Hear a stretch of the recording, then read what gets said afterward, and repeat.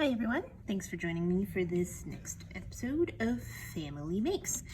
Today we're going to be making hippie keychains with shrinky dinks. And if you guys got a kit, I wanted to let you know that inside the kit you've got shrink plastic, a stencil, some beads, some cord, a keychain, and a double-ended pencil. It looks like this. What I only gave one per household on is a Sharpie. Sharpies are kind of expensive, and so what I did when I noticed if someone was registered was I saw all the different people who had the same phone number. You guys are one household, so you guys only get one Sharpie. Sorry about that, it's just to save myself a little bit of money. But anyway, let's just jump right in and start getting started. So you have in your kit a piece of shrink plastic. Looks a lot like this, and there's a hole punched in it.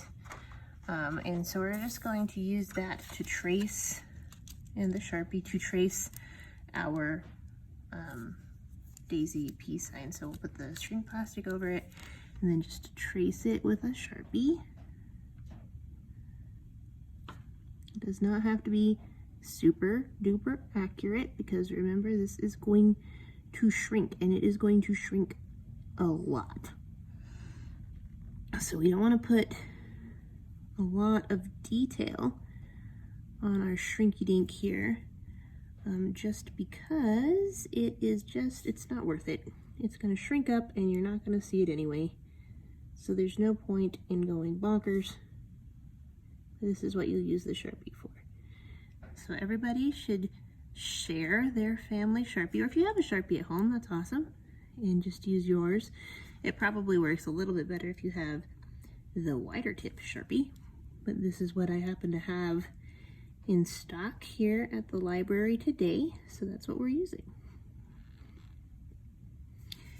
And then once we're done tracing our flower here, that's when I take it off. Ta-da! Nicely traced. And so we're going to color it.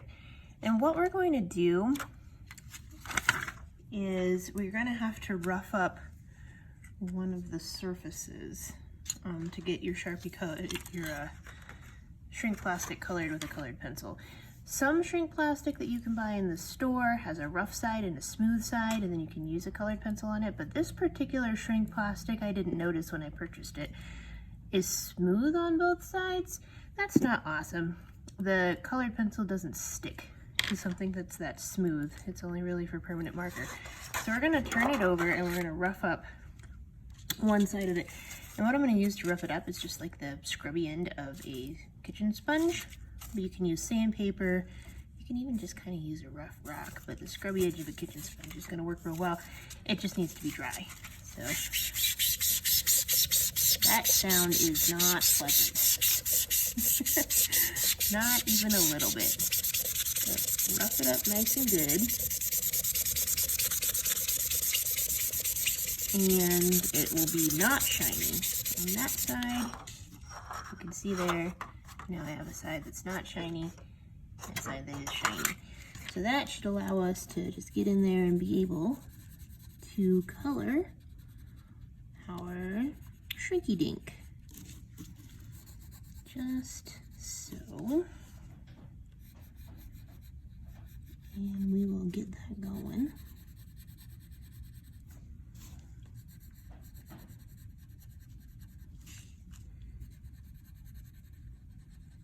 I used to make shrinky dinks all the time when I was a little girl.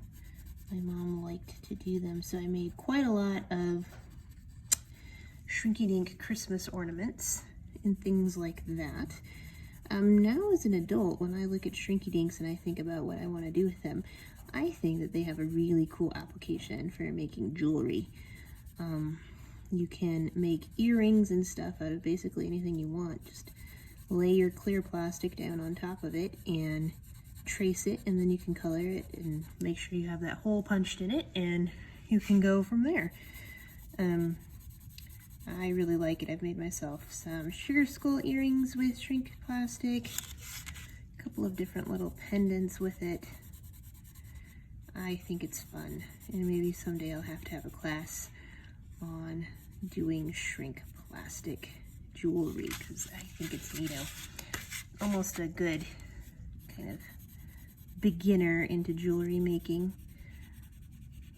We'll see. We'll see what 2021 holds. As you can see, as we've roughed up that side, it really does work well to put the color from the colored pencils. If you wanted to color it and make it a little bit brighter, you could of course use colored Sharpies if you happen to have access to those. But don't use crayon, because crayon is just straight up wax, and because you have to melt a shrinky dink to let it shrink, a crayon is just, it's not a good idea. They'll pretty much just melt and run off of the plastic no matter how rough you make it. And watercolor, or like water-based, not watercolor, but water-based markers are not amazing for it either. Just not so good, because it won't stick to the plastic no matter how much you rough it up. It'll bead and pool and just kind of go swimming all over the place, and you won't have good even color when you put it into the oven to shrink it. When I shrink these at the library, I usually use a heat gun instead of an oven. And the reason for that is that I'm usually doing them with a bunch of different kids, and we need to get them shrunk real quick and in a hurry. And the heat gun just allows me to really put focused heat out on whatever I'm looking at. And you know, a heat gun just basically is an incredibly super powerful hairdryer. It pumps out really, really, really hot air from a heating element. And they're great if you happen to have your hands on one. That's not a very typical crafting tool that I think people have in their arsenal though. So that's why we're doing a oven today. So there we go. I have my flour all ready. And I've lost my scissors. If anybody knows me at all, they know I'm always losing my scissors. Let's see here. You don't have to have fantastic scissors to cut this out, so I'm hoping that my little scissors I have on my desk are gonna work. Here's another trick about shrink plastic. You don't need to get super duper exact with cutting.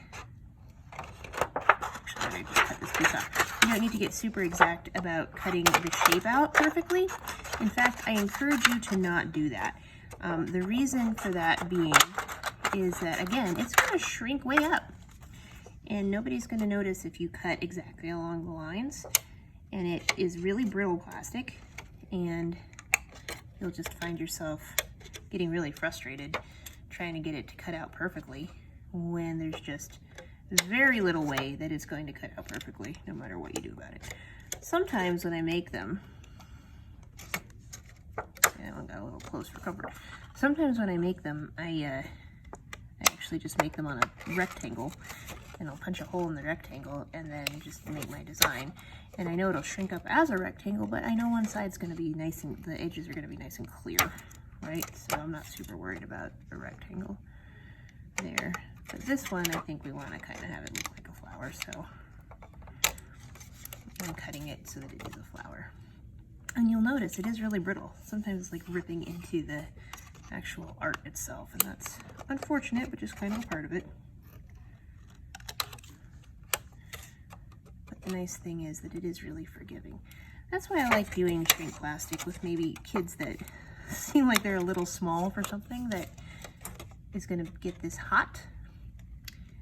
And it's because no matter what, and it's going to shrink up and look super duper cool. Like you really colored everything in, even if maybe you didn't. And just really, it's like magic. So I have my hole kind of real close to the edge here. Yours are a bit further down. I'm going to actually leave kind of like a little stem, I guess, on my shrink plastic. You do not have to do that, but just make sure that you leave it in a place where it is accessible, because that is how you're going to get it on your keychain. All right, mine's all cut out. So here we go.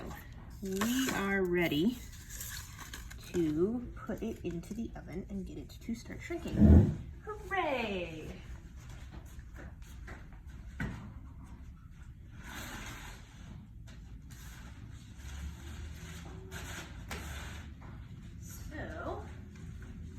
going to reach behind you guys to the oven, and then as soon as I get everything out of it, get started, I will move the camera and you guys can watch with me. See the shrinky dink shrink up. That. Yeah. That just kind of right in here. You're gonna want to do this on a tray. Oh, it's already going. No. Thanks for me, shrinky dinker. That's one tricksy bit. Just trying to get it to go on my desk here so I can show you what I'm working on without burning the crap out of myself. Which, if you've ever watched any of my programs before, you know I'm deathly afraid of doing. It's already starting, so we want to be able to watch it. Alrighty. Moving the camera. So if we watch here, there it goes. And the thing with shrink plastic is that it's gonna really curl up on itself at first before it shrinks down. And can you see that going? So I have my little toaster oven here on my desk set at 350 degrees. There. And that seems to be a pretty good heat to get your shrink plastic done really quickly. If you're concerned about it melting or something, then put your oven on 275. I think that's their recommended one. But if you'll notice, when I did it, you saw that it curled up first and then it flattened out, and that's exactly what we want it to do. So that's about as shrunk, I think, as it's gonna get, and so I'm gonna go ahead and put my phone back and get it out. Hold on one second. Let's hope I don't knock my phone over, because that would be perfect and very like me.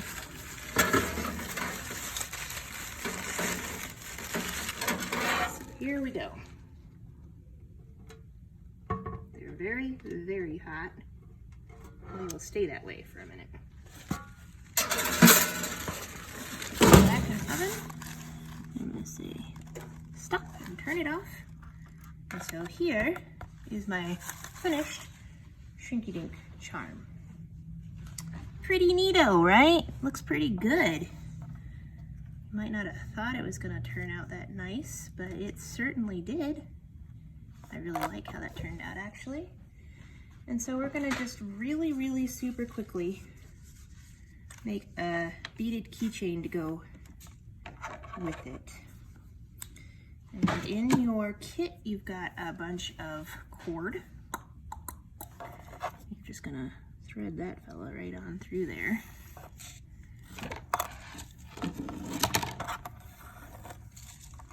And then you've got some beads. And I cut that cord way super long, but whatever.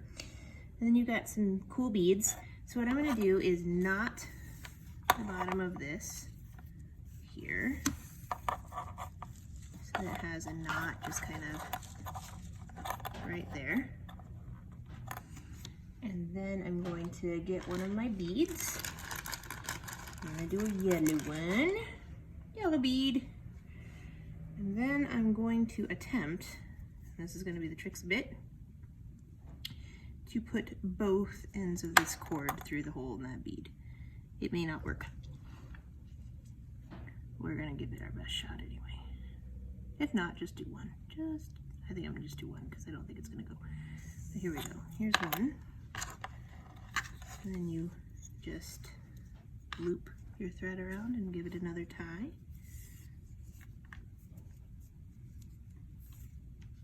And I gave you enough to put 2 beads on your keychain. So there's one. And I'm gonna pick out, oh, that one has a funky hole. If yours have a funky hole, stick like a toothpick or even just the end of your pencil through your little funky hole And it's probably just the paint and that'll fix it up. So I had to go like that to make sure the hole was open. Sometimes that happens with wooden beads. All right, now stick your thread through, maybe again? Maybe yes. Oh, wooden beads. Make me crazy.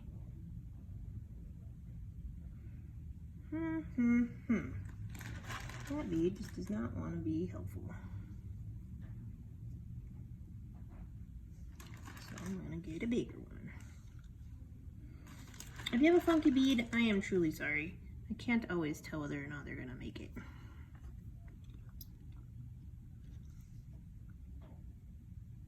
I don't know if you guys have ever gotten bead crafts from me before, but that does seem to happen to me relatively regularly. Maybe I'm buying the wrong beads. Try to match up those threads here like that.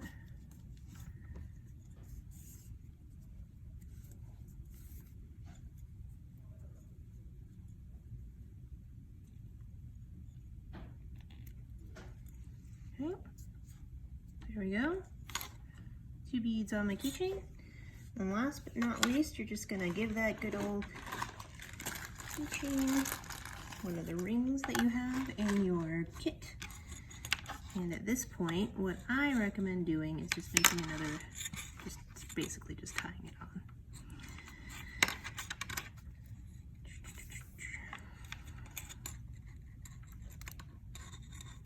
If you've got it at home, put a bit of nail polish on your knots, like clear nail polish, and that will make it so that they don't fray when you cut it off.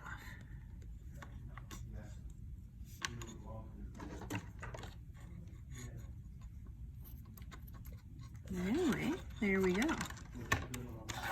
One nice shrinky dink beaded keychain in the style of our 1960s and 70s hippies. That's our program for today. Thanks for tuning in. I'll see you next month.